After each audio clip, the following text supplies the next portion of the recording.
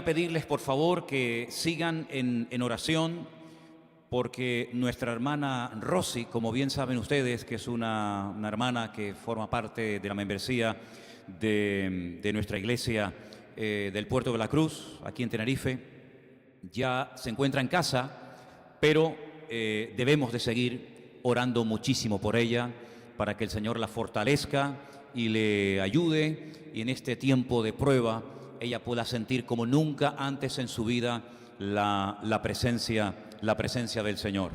Quiero dar las gracias a todos los que están en esta tarde conectados, que nos están mandando saludos desde muchas partes del mundo, hermanos que se conectan porque tal vez no pueden asistir a su congregación, pero a través de esta difusión, a través de este culto en directo, pues ustedes pueden recibir el alimento espiritual para vuestras almas.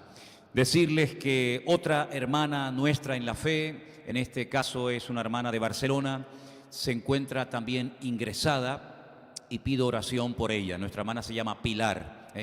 Ella necesita también mucha oración por parte de toda la congregación, por parte de todos los que están viendo en esta tarde este culto. Pilar se llama esta hermana de Barcelona y está ahí luchando y está con la ayuda del Señor tratando de vencer y de superar todos los obstáculos, en este caso físicos, ¿no?, que la están un poquito perturbando y molestando. Así que nuestra hermana Rosy, nuestra hermana Pilar, y pido también oración por todos los médicos, por todas las personas que se están esforzando de una manera tremenda para ayudar a los cientos, a las miles y miles de personas que en los últimos días, en las últimas semanas, han llenado, han colapsado los hospitales, las residencias, las clínicas, por este tema que todos ustedes saben perfectamente.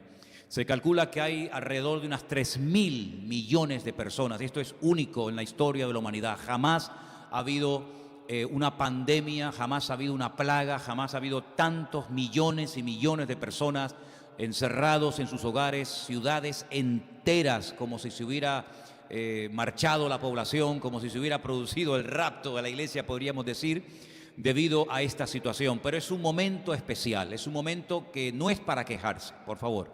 No es el momento para estar lamentándonos, no es el momento para estar lloriqueando, no es el momento para lamentarnos, sino es el momento para reflexionar y para darle gracias al Señor, porque por lo menos nos permite pasar estos días de cuarentena, ¿verdad?, en nuestras casas, con nuestros familiares, con nuestros seres queridos, en el caso de la mayoría de nosotros.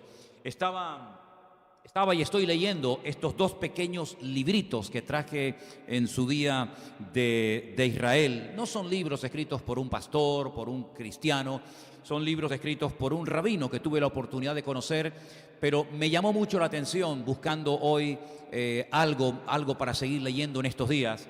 Y estos dos libritos tienen un título que me llamó la atención. Ya los había leído, pero voy a volver a leerlos esta semana. Uno de ellos se titula Deja de lloriquear. Me llamó mucho la atención este título, Deja de lloriquear. Y el otro, Alegrarse en toda situación. Esta semana que comienza estaré compartiendo con ustedes cada mañana los devocionales y hablaremos acerca de la importancia, de la tremenda importancia de mantener una buena actitud en esta situación, en este tiempo en el cual estamos confinados todos los creyentes prácticamente del planeta Tierra. Repito, no es tiempo para quejarse, no es tiempo para estar lloriqueando, ni siquiera es el tiempo para estar preguntándonos por qué y por qué. Dios tiene todo el control. Nosotros creemos que Dios es justo, que no se equivoca, que Él sabe lo que está haciendo con las naciones, con los gobiernos, con su iglesia. Él no ha perdido el control en ningún momento. Él es el Dios todopoderoso, el soberano de toda la tierra. Y Él no tiene que pedirle absolutamente a nadie permiso para nada, y mucho menos para probarnos. Y Dios, creo que en este tiempo ha dicho alto. Dios en este tiempo ha dicho basta. Es tiempo de reflexionar, es tiempo de estar tranquilos en nuestras casas, así como estuvo encerrado Noé en el arca de Noé casi un año. Y así como tuvo que estar también Rahab, aquella mujer de Jericó, dentro de su casa para poder salvar su vida, y así como estuvieron los israelitas en Egipto dentro de sus casas, protegidos por la sangre del Cordero, mientras fuera en Egipto había muerte y destrucción, nosotros en este tiempo, gracias al Señor, podemos estar en nuestras casas, podemos ver cultos en directo, podemos leer la palabra, podemos cantar, podemos orar. Es decir, que no hay motivos para quejarnos. De hecho, les pedí a muchos de ustedes, y muchos lo hicieron y me lo enviaron, que hiciéramos un cartel con las palabras prohibido quejarse, prohibido quejarse. No es el tiempo de quejarnos. Dios está probando ahora tu fe. Ahora no sirven los sentimientos, las emociones. Ahora lo que sirve es la fe, alimentar nuestra fe, agarrarnos al Señor, a su palabra y a sus promesas, creyendo que Él sabe perfectamente lo que está haciendo. La pregunta que nos deberíamos tal vez de hacer todos en esta tarde, y este es el título de este mensaje en el día de hoy, es: ¿y después de esta cuarentena qué? ¿Qué va a ocurrir? ¿Qué va a suceder con nosotros y con el mundo después de este periodo tremendo de prueba por el cual estamos pasando? Permítame que les relate, que les cuente una historia muy interesante para que podamos entender un poco lo que intento transmitirles a ustedes en el día de hoy.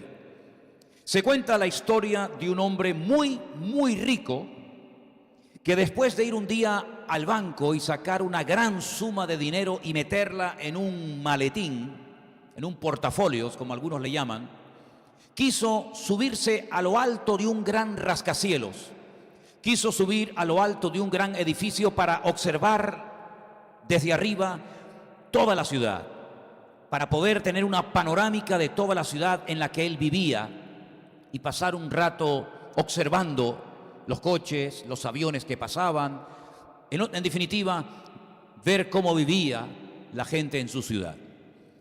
Este hombre sube a lo alto de ese enorme edificio y después de estar un buen rato y de disfrutar de una panorámica extraordinaria, decide bajar y marcharse a su casa. Pero se da cuenta de que ha quedado encerrado en ese edificio. No puede salir de esa azotea. No se puede abrir la puerta. Este hombre ve que pasan los minutos, comienza a ponerse nervioso porque ve que no puede salir de la casa, del edificio, y comienza desesperadamente a gritar para que alguien lo oiga. Comienza a mover sus brazos pidiendo socorro, pidiendo auxilio, pero nadie ni lo oía ni lo veían. Él quiere que la gente le ayude, él quiere que la gente le oiga, y no hay respuesta alguna. Se le ocurre una idea, y es lanzar al aire unos cuantos billetes de los que llevaba en su maleta, en su maletín. Y él observa cómo van cayendo lentamente esos billetes, y comienza a ver abajo en la ciudad cómo la gente comienza a agacharse y a meterse por debajo de los coches y a pelearse los unos con los otros tratando de encontrar los billetes. Y él pensaba que la gente iba a mirar hacia arriba, pero nadie miraba. Al contrario, la gente miraba hacia el suelo para ver si encontraba más billetes, pensando que a alguien se le habían perdido. Y comienza a lanzar más billetes todavía. Y pasa exactamente lo mismo. Nadie levanta la cabeza, nadie mira hacia arriba, porque a nadie se le va a ocurrir que están cayendo billetes del cielo, sino que, repito, pensaban que a alguien se le habían perdido y había que encontrarlos, agachándose y buscándolos. Entonces esta persona desesperada, viendo que nadie lo ve, viendo que nadie lo mira, viendo que nadie va a su auxilio, viendo que nadie escucha sus gritos, su voz de llamada, comienza a coger unas pequeñas piedrecitas que tal vez habían quedado de la obra que se había hecho algún tiempo allí, y comienza a lanzar esas pequeñas piedras. Pero todos sabemos que por muy pequeña que sea una piedra, la velocidad que coge al caer esas pequeñas piedras es como si fuera un disparo, es como si fuera una auténtica bala. Y esas pequeñas piedras, al caer de esa altura tan grande, comenzaban a romper los cristales, los vidrios de algunos coches, comenzaban a hacer daño a la gente que estaba pasando. Y entonces, cuando vieron que estaban cayendo algo del cielo, que comenzaba a hacer daño a la gente, es cuando levantaron la cabeza y se dieron cuenta de que en lo alto de ese edificio había un hombre, y algunos pensaban que era un loco que estaba tirando piedras y quería dañar y quería hacerle daño a la gente, y entonces fueron y lo sacaron y imagínense ya cómo termina la historia, ¿verdad? ¿Por qué les cuento esta anécdota? ¿Por qué les cuento esta ilustración en esta tarde? Porque Dios ha estado durante muchísimo tiempo, generación tras generación, año tras año, siglo tras siglo, mandando bendición, teniendo una misericordia y teniendo una paciencia tremenda con la humanidad. A pesar de sus rebeldías, de su soberbia, de su orgullo, de las idolatrías, del daño tremendo que le estamos haciendo al planeta, Dios ha estado aguantando y mandando la lluvia y mandando la primavera y mandando que salga el sol y que se oculte el sol y mandando a las estrellas y mandando a las mareas y controlando toda la tierra. Pero el hombre ha sido tan ciego, tan ignorante, que no ha querido ver la bondad y la misericordia de Dios. Y entonces Dios a veces cambia su sistema de tratar con los hombres. Y en vez de derramar bendiciones y abundancia sobre los seres humanos, comienza con toda la libertad, como Dios que es, a mandar juicios, a tratar de sacudir las conciencias humanas, a tratar de despertar la conciencia del hombre para que se dé cuenta de que no podemos seguir por el camino de la rebeldía, de la idolatría, de la desobediencia permanente al Señor. Y ahora algunos, no digo todos, pero algunos están comenzando a orar. Minutos antes de comenzar esta reunión en directo veíamos unas imágenes de unos policías, si no me equivoco en Guatemala creo que era, donde salían por las calles con sus coches patrulla y con megáfonos llamaban a la población a orar, a pedir a Dios misericordia. Y así lo han hecho otros presidentes de otros países. Y espero que en este tiempo muchas naciones, muchos gobernantes doblen sus rodillas delante del Creador del cielo y de la tierra. Y lo primero que tienen que hacer es pedir perdón por todas las leyes antibíblicas que han aprobado y financiado, por todas las cosas que han hecho que han provocado la ira de Dios. Algunos dirán, pero hermano, Dios es amor. Y yo digo, amén. Claro que Dios es amor. ¿Y quién dice lo contrario? La Biblia dice, Dios es amor. Pero no nos quedemos solamente con el hecho de que Dios es amor. La Biblia dice que Dios también es un Dios justo y castiga el pecado. Y lo vimos cuando lo hizo con Adán y Eva en el jardín del Edén, expulsándolos de su presencia. No diciendo, bueno, no pasa nada, tranquilos chicos, pueden seguir haciendo lo que les da la gana. No, sino que los expulsa y se convierten en seres mortales y comienzan a experimentar todo tipo de penurias y vienen las consecuencias de su pecado y de su desobediencia. Y vemos, queridos hermanos, en la Torre de Babel, y vemos a Dios actuando con justicia en el diluvio, y lo vemos en Sodoma y Gomorra, y lo vemos constante y permanentemente, que Dios no va a tolerar ni un minuto más que se le siga tomando el pelo, como que Dios no oye, como que Dios está sordo. Él no ve, Él está ciego, Él no se entera de nada. Al fin y al cabo Él nos creó y nos dejó ahí a la deriva para que nos buscáramos la vida. No, Señor, Dios ha dicho basta. Dios no es injusto, Dios no se está equivocando. Yo estoy totalmente convencido, y lo he predicado miles de veces, que incluso de las peores tragedias podemos aprender grandes lecciones. Estoy plenamente convencido que más de una persona se va a volver a Dios arrepentida en este tiempo, y van a comenzar a tomarse mucho más en serio su relación y su comunión con el Señor, y van a comenzar a plantearse el escudriñar más las Escrituras, y en vez de estar perdiendo el tiempo en vanidades y en tonterías, van a comenzar a tomar decisiones radicales, porque van a querer ir en serio. Confío de que así sea. La pregunta es, ¿cómo va a reaccionar nuestra fe? ¿Qué tipo de fe tenemos para esta hora de la prueba? Ahora no valen los sentimientos, los emocionalistas, las personas que un día leen 20 capítulos de la Biblia y al día siguiente pierden la escritura y no saben ni dónde la han metido. Ahora no es momento de emociones, de sentimentalismos. Ahora es cuestión de que nuestra fe, que está siendo probada, mucho más preciosa que el oro, se va a probar por el fuego de la prueba. Y confiamos y creemos en el Señor de que cuando somos probados vamos a salir mucho mejor de lo que entramos antes de experimentar la prueba. La porción que se leía en esta tarde desde este mismo púlpito nos habla acerca de Jesús calmando la tempestad. Hay dos pasajes, lo encontramos en Mateo y en otros evangelios, donde Jesús calma la tempestad. En una ocasión, Él no va con sus discípulos en la barca. Los discípulos van solos y viéndolos remar con gran fatiga, la Biblia dice que Él viene caminando por encima de las aguas. Aquello que les daba pánico y asustaba la vida de los discípulos, Jesús lo utiliza para demostrarle su poder y su autoridad a los discípulos. Pero esta es otra ocasión donde Él sí va en la barca con sus discípulos. Y la Biblia dice que comenzaron a tener miedo. La Biblia dice que comenzaron a tener auténtico pánico porque aquella tempestad era mucho más que una tempestad normal y corriente, como otras tantas que seguramente ellos habían vivido y experimentado en carne propia. Pero la Biblia dice que se acercan al Señor, que estaba tranquilamente durmiendo en aquella humilde y sencilla barca. Y dice que le dicen: Señor, sálvanos, sálvanos, que perecemos. Si los gobernantes de las naciones, si los líderes políticos, si los seres humanos clamaran al Señor y dijeran simplemente estas palabras: Señor, sálvanos, sálvanos que perecemos, ¿cuántos milagros podríamos ver? ¿Cuántas cosas podrían cambiar? Todo se solucionaría mucho más fácil y más rápido si simplemente dijéramos como aquellos pobres discípulos asustados: Señor, sálvanos que perecemos. El Señor se levanta, calma la tempestad, se quedan maravillados, se quedan sorprendidos con la boca abierta. Ellos no dan crédito cómo el Señor tiene semejante autoridad sobre vientos, sobre el mar.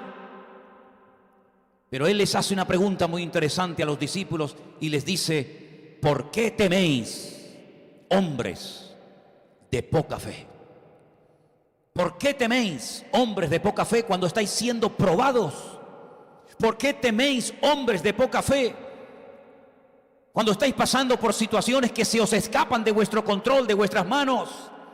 ¿Por qué le dais lugar al temor? ¿Por qué le dais lugar al miedo? ¿Por qué le dais lugar a la incertidumbre, a los nervios, a la angustia? ¿Por qué, hombres, mujeres de poca fe? ¿Es que acaso no iba el Señor con ellos en la barca? ¿Iban solos? ¿El Señor no estaba allí con ellos? ¿No estaba también el Señor experimentando las mismas circunstancias que ellos estaban viviendo? ¿Por qué tenemos miedo? ¿O por qué algunos tienen miedo y se quejan y se lamentan cuando el Señor ahora, créanme, ahora más que nunca está con nosotros? No nos ha abandonado, no se ha bajado de la barca, no se ha ido cuando ha visto esta situación, sino que está con nosotros como poderoso gigante, y nadie nos podrá hacer frente en todos los días de nuestra vida, porque el Señor ha prometido estar con nosotros. Y si nos cuidamos, y si somos prudentes y no temerarios y no tentamos a Dios, si hacemos las cosas decentemente, bien y con orden, el Señor está con nosotros y no tenemos que tener miedo a nada ni a nadie. Hombres de poca fe, qué terrible tuvo que ser ese reproche del Maestro a sus discípulos. Qué terrible que nos dijera en esta tarde, en este día el Señor, en estos días el Señor nos dijera: ¿dónde está ahora vuestra fe? Ustedes que antes levantaban las manos y cantaban y decían que querían servir al Señor y no sé qué y no sé cuánto, ¿dónde está ahora vuestra fe? Dormir tranquilos, por favor, hermanos. Dormir en paz, como dice la Biblia. En paz me acostaré y asimismo dormiré, porque solo tú, Señor, me haces vivir confiado. Hermanos, yo empecé días antes de que empezara esta cuarentena unas clases de escatología que miles de ustedes han visto. ¿Y quién nos iba a decir a nosotros que en medio de esas clases que aún no han terminado, quién nos iba a decir a nosotros que íbamos a ver y a vivir en carne propia una de las plagas más destructivas de toda la historia del planeta Tierra? ¿Quién nos iba a decir a nosotros que esas cosas que estamos explicando y escudriñando y leyendo en la Escritura las íbamos a vivir millones y millones de seres humanos? Y solamente Dios sabe cómo va a terminar todo esto. Estamos en medio de una gran clase de escatología. Estamos en medio de un gran acontecimiento mundial que a nosotros los creyentes no nos tiene que sorprender ni asustar, porque las profecías, les recuerdo a todos, tienen que cumplirse. No solamente las profecías de lo que nos gusta, no solamente las profecías, digamos, bonitas, sino las profecías de guerras y rumores de guerras, de reino contra reino, nación contra nación, de pestes, hambres, terremotos. Esas profecías también tienen que cumplirse. Y probablemente más de uno tendrá que replantearse su teología en estos días y comenzar a darse cuenta de que la vida no solamente es recibir y unción y milagros y profecía, sino que también ahora el Señor está permitiendo que toda su amada y querida iglesia esté pasando por una situación que ningún predicador, ningún apóstol, ningún profeta, ningún pastor, nadie puede controlar, sino solamente la soberanía y el poder de nuestro Dios. Es un tiempo en el que Dios está tratando con nosotros. ¿Por qué el Señor, si iba en la barca con sus discípulos, por qué se despierta, por qué se levanta aquella tremenda tempestad? A ver, ¿por qué? Algunos podían decir, pero Señor, si tú vas en la barca, ¿por qué los vientos, la tempestad y el mar se ponen en nuestra contra? Si tú estás con nosotros. Es que el Señor nunca, jamás, ningún pasaje de la Biblia promete a sus creyentes, a sus hijos, a su pueblo, que no pasaríamos por dificultades, por tribulaciones, por problemas. No dice la Biblia eso. No, no lo dice. Lo que la Biblia sí dice, y muy claramente, es que cuando pasemos por dificultades, por valles de sombra y de muerte, si le gusta el texto de Salmo 23, cuando pasemos por enfermedades, cuando pasemos por las aguas, cuando pasemos por el fuego, cuando pasemos por diversas dificultades, Él nunca nos abandonará y siempre nos sustentará con la diestra de su justicia. Eso es lo que ha prometido la palabra. Yo sé que algunos se han dedicado a predicar otro tipo de evangelio. Un evangelio donde no hay sufrimiento, donde no hay dolor, donde no hay llanto, donde todo es precioso, donde todo es recibe, recibe y recibe. Pues no es así, hermanos. Ahora no es el tiempo para estar saltando y brincando y haciendo el tonto como muchas veces se ha hecho. Ahora es el tiempo de volver a Dios, primero en arrepentimiento, primero de clamar al Señor, primero de abrir bien los oídos y de abrir bien los ojos para decirle: Señor, ¿qué quieres decirme? ¿Qué quieres cambiar de mi vida? ¿Qué restauración, qué cambio quieres hacer en mí? Como decimos por estas tierras, ha llegado el momento de ponernos las pilas. Ha llegado el momento de despertarnos. Y no pasa nada si Dios nos prueba. Al contrario, eso es una buena señal. Que Dios invierta de su tiempo en nosotros es una buenísima señal.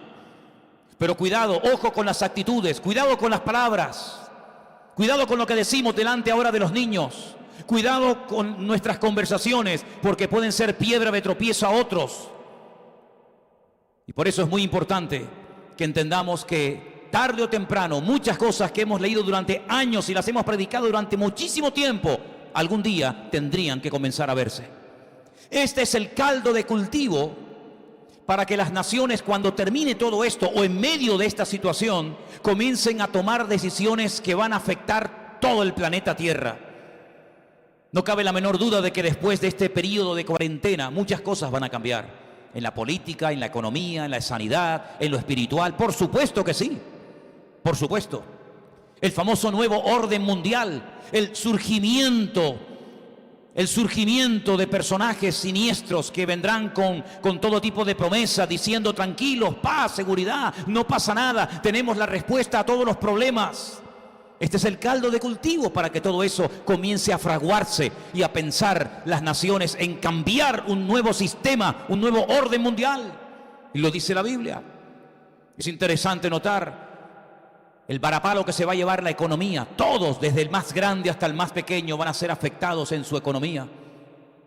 Es interesante notar cómo algunas naciones, incluida la nuestra, quieren controlarnos a través de los teléfonos móviles para tener controlada a la población. Bueno, este es el principio de lo que dice la Biblia, que algún día intentarían marcar como si fueran auténticos animales a la raza humana para tenerlos controlados, para saber dónde están, para saber qué hacen y además impedirles comprar o vender o hacer cualquier gestión si no son marcados como si fueran auténticos animales.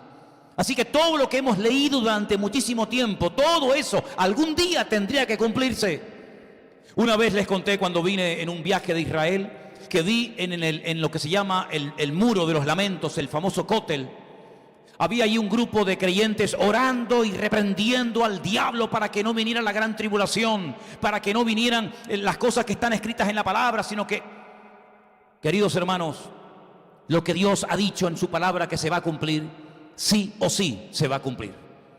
Lo que tenemos que orar es para ser fieles al Señor en medio de la prueba, en medio de la tormenta, que recordemos que el Señor va con nosotros en la barca. Eso es lo que tenemos que pedirle a Dios, que no claudique nuestra fe, que no dude nuestra alma del poder y de la grandeza de nuestro Dios. Yo sé que ha habido muchas personas, de hecho hace mucho tiempo escuché una estadística, no sé si es cierta o no, pero yo la comparto con ustedes. Decía que más del 75% de la gente que fue al principio a una iglesia evangélica iban para que oraran por ellos, para que sus problemas económicos, matrimoniales o de cualquier otra índole, pues Dios los ayudara a solucionarlos. Y es que muchas veces el hombre se acuerda de Dios cuando le falla algo, cuando le duele algo. Pero yo espero que la iglesia madure en este tiempo. Yo espero que la iglesia en su cuarentena, los creyentes, los miles, los millones de creyentes, de pastores, de siervos de Dios, maduremos en este tiempo. Y que cuando salgamos mucho más fortalecidos, salgamos de este tiempo de prueba con la convicción absoluta de que nuestro Dios es un Dios fiel, soberano y que sabe en todo momento lo que tiene que hacer. Solamente quiero recordarles algo. En el Antiguo Testamento el Señor permitió que 3 jóvenes con una fe tremenda, una confianza en el Señor tremenda, fueran probados por el fuego. La Biblia dice que no se quemaron, ni siquiera sus ropas olían a humo. ¿Por qué? Porque el Señor estaba con ellos, porque ellos confiaron en el Señor.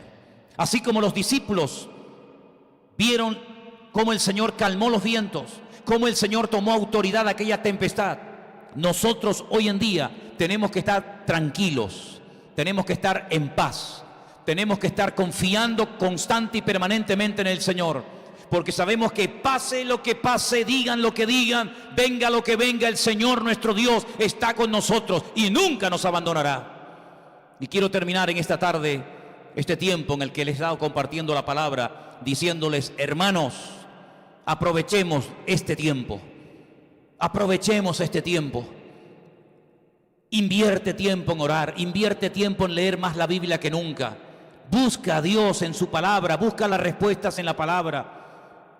Supera tus emociones, supera tus miedos, supera tus incertidumbres. Déjate de estar peleando, preguntándote ¿y por qué? ¿Y por qué? Porque Dios lo ha querido así, punto. Y Dios no tiene que rendirle cuentas a nadie. Dios no tiene que rendirle cuentas a ninguna iglesia, a ninguna denominación. Dios es Dios, Él es soberano y Él sabe lo que hace. Y en Dios no hay injusticia ni sombra de variación. Y por eso en esta noche me gustaría pedirles a todos ustedes que están ahí conectados, viéndonos, que oremos al Señor y que le pidamos ahora más que nunca: Señor, cuídame para que nunca tengas que decirme por qué dudaste, por qué tuviste miedo en medio de la tormenta, por qué tu fe no se mantuvo firme. Que nunca nos tenga que decir el Señor hombres de poca fe, sino más bien todo lo contrario, que el Señor nos diga como aquel centurión que le dijo: hombre, grande es tu fe. Aleluya. Así que ha llegado el momento de poner en práctica nuestra fe, de no dudar, sino poner nuestra confianza en el Señor, sabiendo que Él está con nosotros ahora más que nunca. Oramos al Señor. Padre Celestial, te damos gracias en esta tarde, Dios mío, por este privilegio que nos has dado de poder estar juntos a través de este medio. Gracias, Señor, porque no estamos solos. Tu iglesia tiene que saber, tu iglesia tiene que oír que ahora tú estás más que nunca a nuestro lado, que no hay nada que se ha ido de tus manos, de tu control, porque tú eres soberano, tú eres todopoderoso y tú sabes hacer bien todas las cosas. Oramos, Señor, por los que están enfermos, pero no solamente enfermos físicamente, sino enfermos del alma. Enfermos porque han dudado, enfermos porque le han dado lugar al miedo, enfermos porque no creen que saldrán victoriosos de esta prueba. Pero Señor, en esta tarde te pedimos que nos ayudes, que nos fortalezcas en la fe y que podamos dar un fiel testimonio de las grandezas de nuestro Dios. Ponemos nuestra vida, nuestras familias en tus manos, nuestra economía, nuestros estudios, todo lo ponemos en tus manos. Y te damos gracias porque tú eres nuestro Dios y sabemos que contigo tenemos la victoria garantizada y segura. En el nombre precioso de Jesús, amén y amén. Gloria al Señor, hermanos. Me alegro muchísimo de haber podido estar con ustedes en esta tarde, en este domingo, y mientras compartía la palabra, mientras les predicaba la palabra del Señor, veía que cantidad de mensajes, cantidad de saludos, cantidad de personas se conectan, nos mandan saludos, nos mandan todo tipo de palabras de ánimo de Estados Unidos, de México, desde El Salvador. Es una bendición enorme, preciosa. Nos alegra mucho el alma saber que hay tantos y tantos hermanos que siguen estas retransmisiones desde la República Dominicana, desde México. Alguien dice, Cristo viene pronto. Amén, amén, por supuesto. Y tenemos que estar preparados. Tenemos...